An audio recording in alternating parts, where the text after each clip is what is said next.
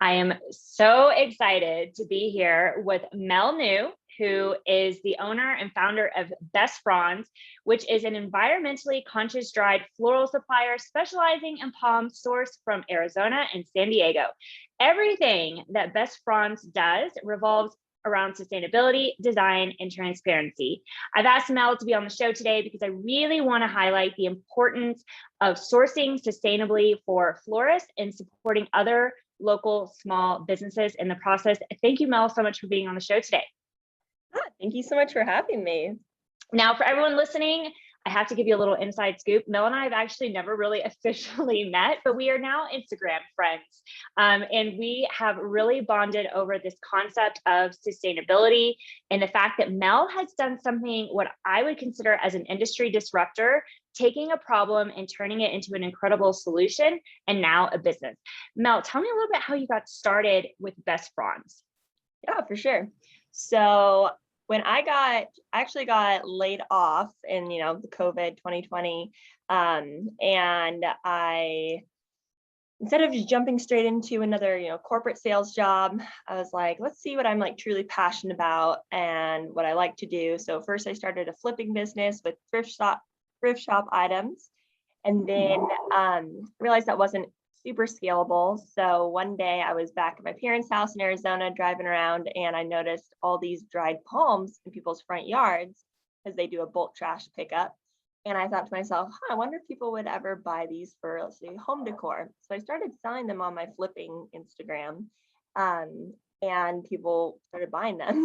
And I was like, I love it. Wow, that's so interesting. And I was like, they are really cute. I have them in my house too. And so then I texted some florist friends and I asked if they would ever be interested in buying these for weddings or whatever. And they're like, yeah, for sure. And so then I was like, okay, I'm just going to go for it. So I just started going on Instagram and going through hashtags of like South Dakota florist, Texas florist, places where I thought maybe they don't have palms.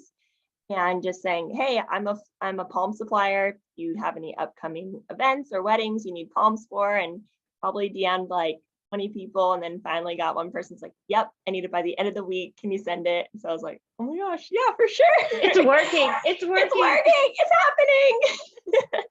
And then I was like, I think I should do this. And yeah, how I got started. That is incredible. I had no idea that it was only recently that you've been doing this, because as I'm like cruising your Instagram and I'm learning more about you, I'm just sitting here thinking like, that's really cool, this girl.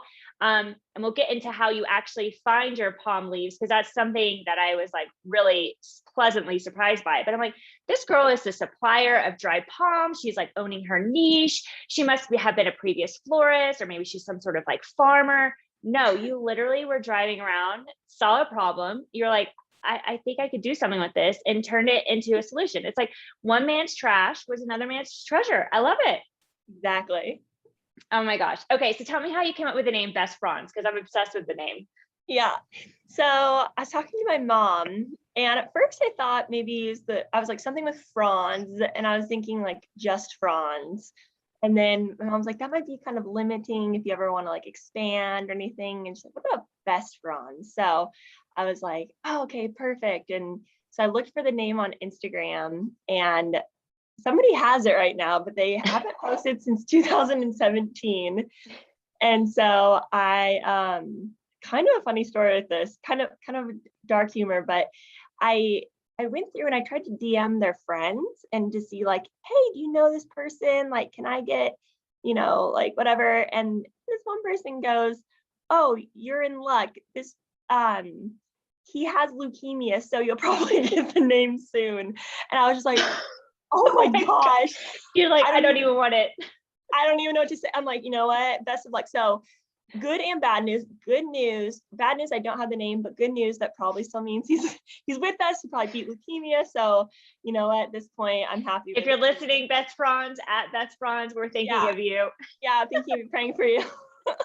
So it's shop Best Fronds now. But yeah, so that's how I got the name. I love it. I think everyone listening right now just had a really good giggle, because that is dark humor for sure. It's cringy, but it's kind of funny.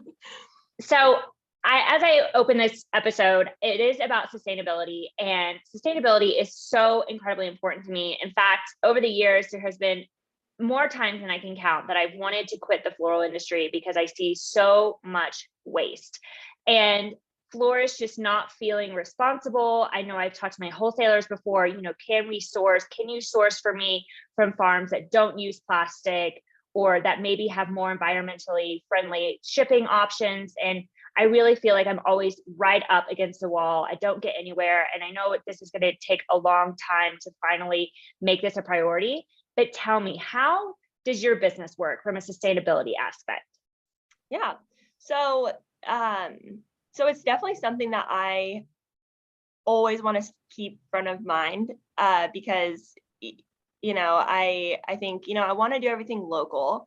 I want to make sure that I'm taking something that would otherwise be going in either into a landfill or would just be thrown away, and using that, because not only does it help, I have less overhead, but then it really does, I think, help the environment, because palms just they take forever to break down, and they're a real problem for the disposal part of it. And so that's for the palm aspect. And then as far as like environmentally, I try to, I'm still in the process of figuring stuff out. And so there are things that, sorry, I was just gonna draw a blank. Maybe we can edit this part. No, that's fine. So like as far as like paint goes, or as far as like how I throw stuff away or whatever, like I'm always trying to keep in the front of my mind, like what's the best sustainable way to do this, what's the most environmentally friendly way to do this, because anybody can make a business, and just try to be the most profitable business you can be. But I was like, I don't want to just be another like business in the marketplace. Like I want to do this with honor and with integrity, and that's like a huge thing that's really important to me as a person. And so obviously my tactics and everything are always ever evolving and growing. And it's hard, like, because I feel for like the wholesalers in a sense of like, you have a budget, you have to like make a bottom line, and I do too, and so do you. But then it's also like, it comes down to like greed, of like, okay, am I willing to do the right thing and go a little bit above and beyond and maybe sacrifice a little bit of profit, but like I can feel really good about what I'm doing. And I think at the end of the day, like if you stick true to like what, sustainability or plastic free or whatever your like angle is, that's really important to you, like you are going to eventually draw those customers in that also are aligned with you. And yeah, so that was a bit of a tangent, but yeah, just kind of trusting that like it's gonna work out. And yeah, I just want to do things that I can feel good about. And like, and also I don't want to have like just farms and farms of palms or farms and farms of plants that's like wasting water, wasting land space, all this stuff that's like, I don't know, that's just kind of where I come from with the sustainability aspect of it. And so, and I think for anyone listening right now, sorry, there was an echo. I'm going to say that one more time. We're going to cut out that echo. And I think for anyone listening right now, I want to just highlight the fact that this is how you actually source your palms. You trim them from neighbors' yards, hotels, parks. Basically, like you said, you don't import your products from overseas. You don't have a tree farm for the purpose of just harvesting fronds for florists. And this is, because of this, it's completely sustainable for solving the problem that is palm disposal. Now, I'm sure a lot of people listening right now, myself included, I didn't know what palm disposal was. I don't even know that that's an issue. And I want to give a little bit of light to this, because in California and Arizona, the coarse and the thorny leaves of the palm trees, they take decades to biodegrade, especially in these hot climates, and they're too fibrous to mulch with other green waste. So just as an example, and if you're based in Phoenix, this might blow your mind. Phoenix, Arizona alone dumps about 34,000 tons in the landfill each year.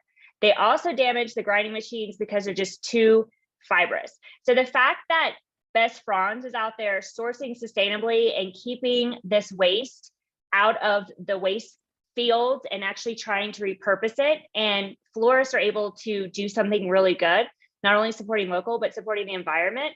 Like, I'm here for it. This is like a full circle moment that is supporting all aspects, sustainability, locally support businesses, small businesses, and also giving florists incredible tools, fronds, to work with. Now, it's not just fronds that you have. You also have pampas, and you also have dried birds of paradise. Tell me a little bit about that. Yeah. So I saw as I was driving one day, it always starts in my car, on the side of the road, all these like pampas grass. I don't know how you say, is it pampas or pampas? I have no idea. I say pampas. I mean, okay. Tomato. If you're cringing Yeah. and we're saying it wrong, we apologize in advance. We're just having a human experience. I'm sorry about it. Pampas grass. But yeah, I just saw a whole bunch on the side of the road and like on these hills and stuff. And so I did a little more research about it. And it turns out pampas grass is actually incredibly invasive in California. It chokes out the other plants, and with the seeds, I guess they they can produce like over 1 million seeds in like one pampas like clump. It's insane. And it's beautiful. Like, come on, we all love it, but it looks like. But I was like, okay, sweet. So they're probably not going to care if I cut it down, and I didn't want to. I went to an area where it was a little bit more like hidden, like growing wild, but not right by the highway, because I mean it's kind of pretty to watch, to like see it as you're driving. So I don't want to like cut down that one. But I just one day I like found it and just started like cutting them down. And I was even looking on YouTube, and there's like people organize like like beach cleanups. They organize like pampas cutting down groups, whatever, to like save the environment. So yeah, I was like, this is another good sustainable thing of not, importing from, China or overseas, where, I mean, honestly, who knows what they're doing overseas? And that's like another reason why I don't import from overseas. Now, there's definitely sustainable ways and ethical ways to import overseas, but I've never been to the factory in China, so I just like don't know if I could feel like really good about that. And I don't know if they're just planting fields and fields of pampas, because it's definitely in demand right now. And so yeah, do the pampas grass, and then the birds of paradise. Same thing, I get it from neighbors or hotels, and they dry into these really pretty like corkscrew looking things, and I paint those. And I also do like the seed shoots from the palms themselves. They're kind of hard to explain, but they're on my website. And then banana leaves as well. They're like a dried banana leaf that look pretty cool in stalls. So yeah, same thing from the palms. That's amazing. And that's amazing. And the fact that, you're actually not only helping the environment, helping your community, but you're actually providing some really unique, different types of florals, botanicals, dried products for florists like myself to use. And if you're listening to this and you currently are working with corporates, or you're working with hotel clients, and maybe you're noticing that budgets aren't coming back as full as they were before 2020, and they're just slowly creeping back in, doing preserved and dried arrangements are incredibly beneficial to these clients, because you can install them for a monthly basis, for a quarterly basis. It's also incredible to just install something and that be your signature style, that basically be your business card in the room that you can again get other business from, and it sits there for 3-6 months.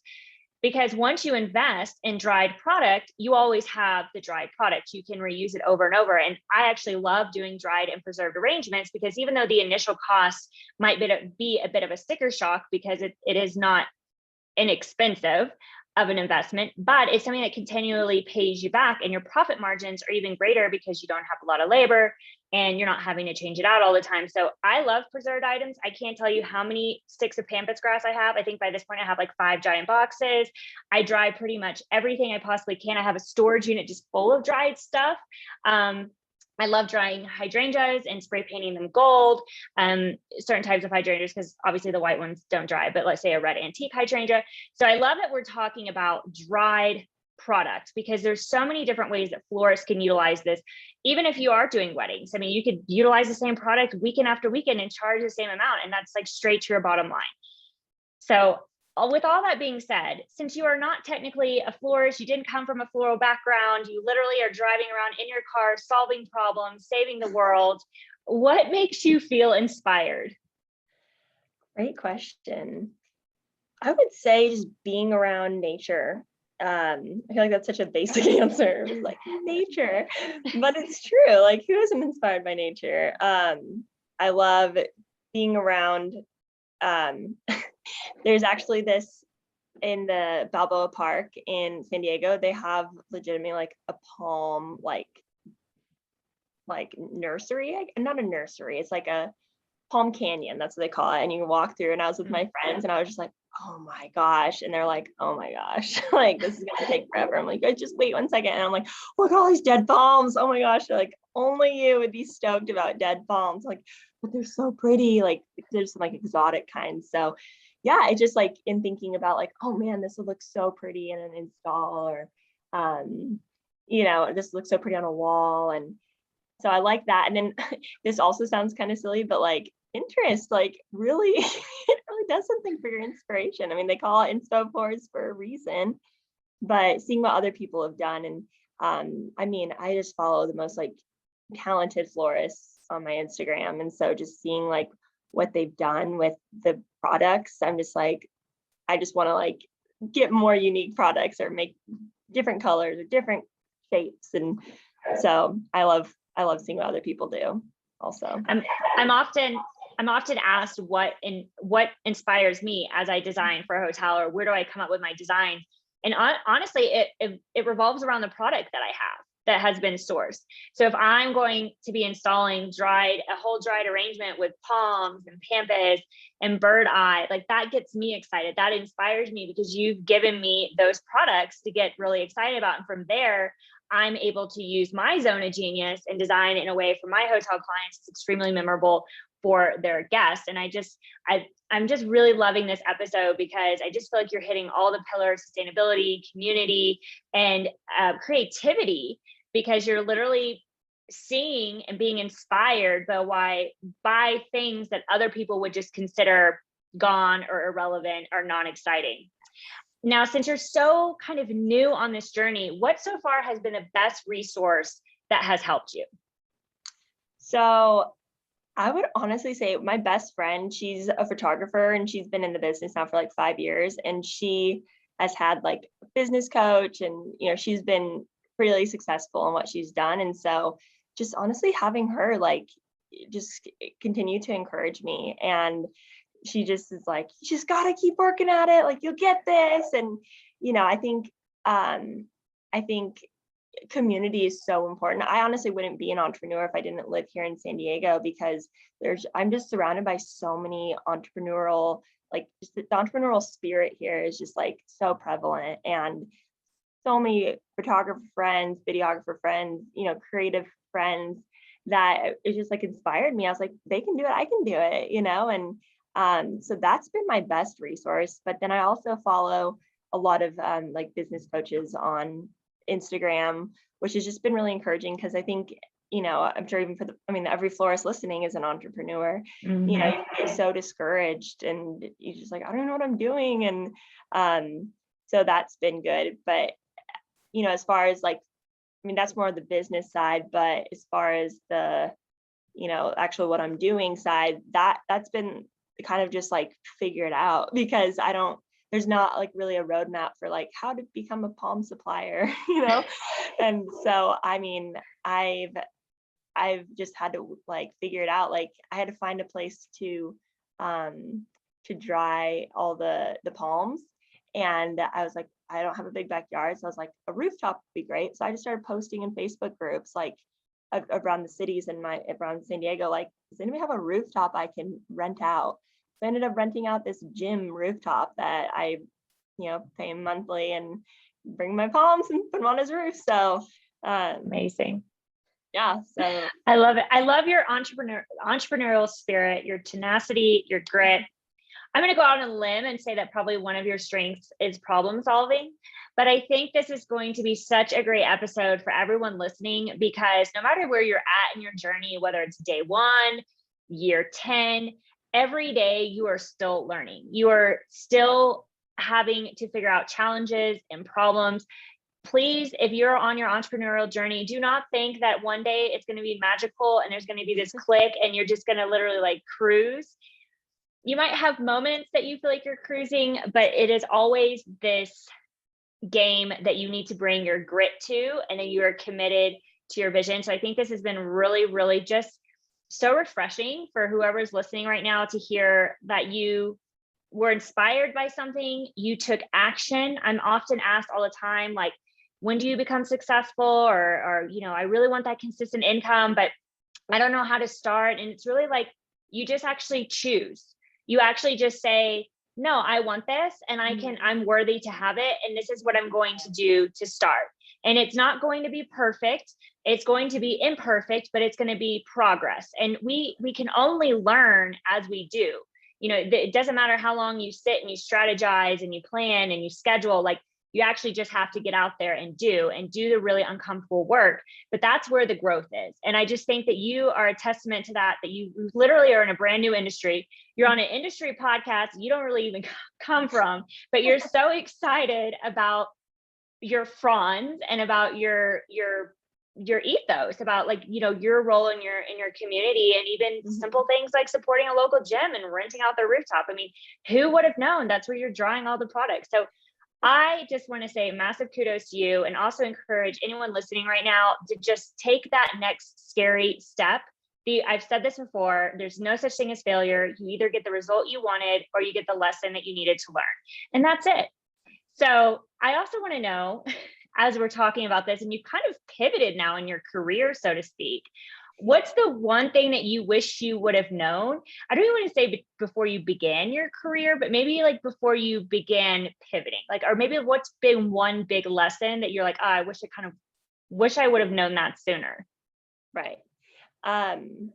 So I come from, like I said, a sales background. So the way I learned how to do sales was just like calling people, just being like, hey, I'm, Mel from this company, whatever, and just sending out emails, following up. But I didn't realize that it's a little bit different in the Instagram world of, the cold DMs is just not really the way to do it anymore.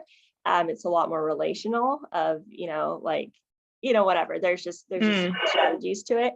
And also developing a genuine interest in them and, investing to then create that relationship, versus when you're over the phone that you can't really invest much, you can't like their photos, they're like a company. And so that's probably something that I wish I would have known going into it, because like I said at the beginning, I was just cold DMing, and luckily, somebody, took my offer, and so that was super encouraging. And but I think I could have had more success earlier had I just done it more of a relational way of, following them and liking their photos and putting like meaningful comments, and, that I actually took the time to read their what is the word for it? Caption, that's the word, and because before I was just very like more sales driven versus like relationally driven. And so now I'm just more trying to like trust that, like when you build the relationships, like the money will come after that. And in a lot of ways it does. And then it just feels better to like, give extra, like go a little bit above and beyond, to provide some extra like services. Like, I'm trying to right now connect like an event designer with a florist that in a certain area. And before I may have been like, how's that going to serve me? How, like that should be a waste of my time. But then now I'm like, not only will it, I potentially could attract new clients, but it's like, putting good things out, that I think will end up serving you, and it feels good. I'm like, I got to help them, so. Yeah, you become a energetic match for abundance. When you believe that there is more, you give more, you receive more.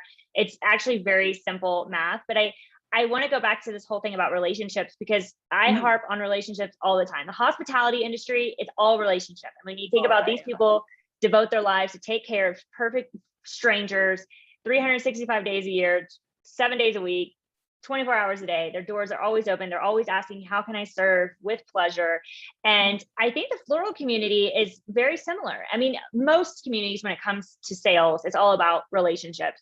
In the day and age of social media, I always say, like, consider Instagram like your home. You would never just walk into somebody's house and just instantly just drop a bag and just say, buy it, in their house. You would come Wow, that's in, good. Never heard of that before. comment on how beautiful the paint color is, how you love that couch, Right. have a cup of coffee, maybe come back the following week. Like, and Yeah. it's not a manipulative thing. It's literally like you're creating a community. Like, you want to feel connected to your clients. You want to show up and serve them the best of your abilities. You want to under promise and over deliver. You want to give them exceptional value, where the only time that they think of dry product, they think of you, and they're already like cringing in case you don't have it. They don't want to go somewhere else. They want you to have it because they have the relationship with you. And you can only build that. And this goes for anyone listening, but you can only build that by spending time with them, getting to know them, and authentically and in alignment, engaging with them. Because if you aren't authentic in general, or if you're not in alignment when you're trying to work with certain clients, later on down the road, you're going to start resenting them. You're going to get burnt out, and this business is not going to be fun anymore. So I love that you brought that up. You kind of had to tweak your sales strategy a little bit. Definitely. And it's worked out better too. And I just feel better about it too, because it's like, there's so much like support. And that's what I love about the floral industry too. I feel like, I think probably because it's predominantly women, and I think women are just in general not more relational, but I think I don't know, people have different views on it, but that's just been my experience, at least, is that, it's a very like, I'm gonna support you, you're gonna support me, like it's gonna be great. And it just, I don't know, it's so fun working with women who are just so kind and just like want to be your friend. It's great.